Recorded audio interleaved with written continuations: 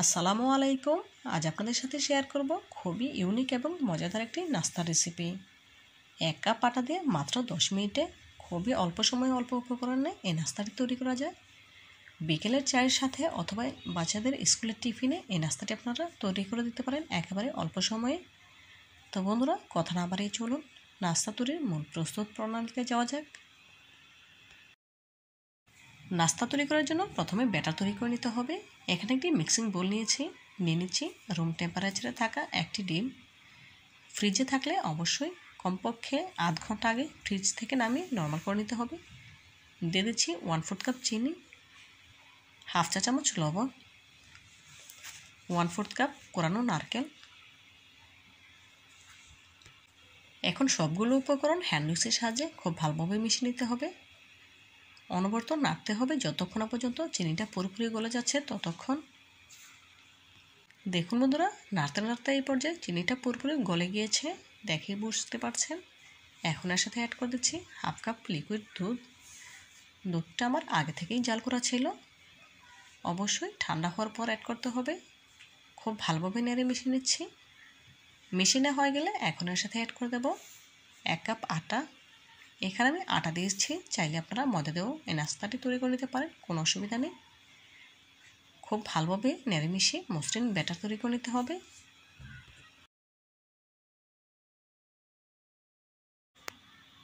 দেখুন বন্ধুরা, খুব ভালোভাবে নেড়ে মসৃণ ব্যাটার তৈরি করে নিয়েছি।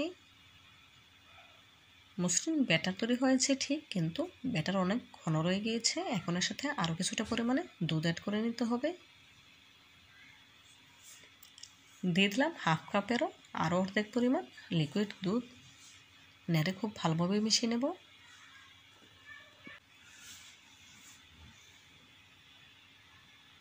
দেখুন খুব ভালোভাবে নেড়ে মিশিয়ে নিয়েছি। এখন আপনাদের দেখিয়ে দেব ব্যাটারের ঘনত্ব কেমন হয়েছে। উপর থেকে কিছুটা পরিমাণ ব্যাটার ফেলার সাথে সাথে কিন্তু দাগটা মুছে যাচ্ছে না, কয়েক সেকেন্ড স্থায়ী হচ্ছে। এরকম হলেই বুঝতে পারবেন নাস্তার জন্য ব্যাটার পারফেক্টভাবে তৈরি হয়েছে। এখন নাস্তা তৈরি করে নেওয়ার পালা। নাস্তা তৈরি করার জন্য চুলে একটি প্যান বসিয়ে নিয়েছি। প্যান যখন গরম হয়ে এসেছে তখন দিয়ে দিলাম সামান্য একটু পরিমাণে সয়াবিন তেল। তেল যখন পুরোপুরি গরম হয়ে এসেছে তখন এর সাথে পরিমাণ মতো ব্যাটার দিয়ে নাস্তাটি তৈরি করে নেব। ব্যাটার দেওয়ার সাথে সাথে গ্যাসের ফ্লেম মিডিয়াম হিটে করে দিতে হবে। হাই হিটে করে এই নাস্তাগুলো তৈরি করা যাবে না, এত করে খুব সহজে ওপরটা কালার চলে আসবে আর ভেতরটা কাঁচা রয়ে যাবে। দেখুন ওপর থেকে আমি কিছুটা তেল ছিটিয়ে দিচ্ছি, এত করে ওপরের পাশটা কিছুটা ড্রাই হয়ে আসবে। এই পর্যায়ে নাস্তাটি উল্টে নিচ্ছি। উপর থেকে হালকা করে চাপ দিয়ে দিয়ে নাস্তাটা ভেজে নেব।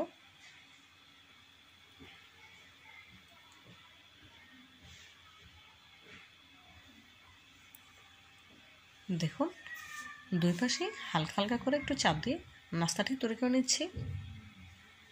এই পর্যায়ে একটি নাস্তা ভাজা হয়ে গিয়েছে। এখন প্যান থেকে তুলে এক্সট্রা তেলটা ঝরিয়ে নিতে হবে। এইভাবে করে আরও একটি নাস্তা তৈরি করে আপনাদের দেখাবো। একই তেলে আরও কিছুটা পরিমাণে ব্যাটার দিয়ে দিলাম। দেখুন উপর থেকে আবারও তেল ছিটিয়ে নিচ্ছি। এইভাবে করে তেল ছিটিয়ে দিলে উপরটা খুব সহজে ড্রাই হয়ে আসবে।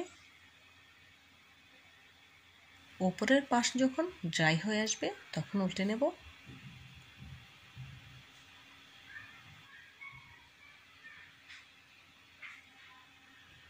কয়েকবার উল্টে পাল্টে এই নাস্তাটি খুব ভালোভাবে ভেজে নেব, এতে করে খেতে অনেক বেশি মজাদার হবে। দেখলেন তো বন্ধুরা, এই নাস্তাটি তৈরি করা কতটা সহজ। একেবারে অল্প উপকরণে অল্প সময়ে তৈরি করা যায় আর খেতে কিন্তু হয় দুর্দান্ত। আপনারা একবার হলেও আমার রেসিপিটি ফলো করে আটার তৈরি এই নাস্তাটি খেয়ে দেখবেন, ইনশাআল্লাহ অনেক বেশি ভালো লাগবে। দেখুন একই প্রসেসে সবগুলো নাস্তা তৈরি করে নিয়েছি। এখন একটি সার্ভিং ডিশে সার্ভ করে নিয়েছি। মাশাআল্লাহ, নাস্তার কালারটা দেখুন, দেখতে কতটা সুন্দর এবং লোভনীয় লাগছে। দেখতে যতটা সুন্দর হয়েছে খেতে তার থেকেও অনেক বেশি মজাদার। আপনারা একবার হলে বাসায় আমার রেসিপিটি ফলো করে ট্রাই করবেন, ইনশাআল্লাহ আপনাদের কাছেও অনেক বেশি ভালো লাগবে। তো বন্ধুরা, আজকের মতো বিদায় নিচ্ছি। দেখা হবে নতুন কোনো দিনে, নতুন কোনো রেসিপিতে। ভালো থাকবেন সবাই, আর আমার জন্য দোয়া করবেন যেন এমন আরও নতুন নতুন রেসিপি নিয়ে আপনাদের সামনে হাজির হতে পারি।